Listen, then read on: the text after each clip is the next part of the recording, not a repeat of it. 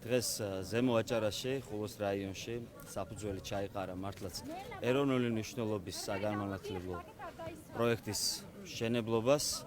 რომელიც იქნება თანამედროვე სკოლა, საგანმანათლებლო ცენტრი, საცხოვრებელი კამპუსით, თანამედროვე ლაბორატორიებით, ბიბლიოთეკით, სპორტული დარბაზებით და ამ საგანმანათლებლო ცენტრს ექნება არა მხოლოდ სკოლის ფუნქცია და მიზანი, ის კიდევ უფრო დიდ მიზნებს და ამოცანებს მოემსახურება. დღეს დაიწყო იმ უმნიშვნელოვანესი პროექტის განხორციელება, რომელიც ხელს შეუწყობს ჩვენი მაღალმთიანი აჭარის მოსწავლეებს, ნიჭიერ ახალგაზრდებს, მიიღონ ხარისხიანი განათლება, მიიღონ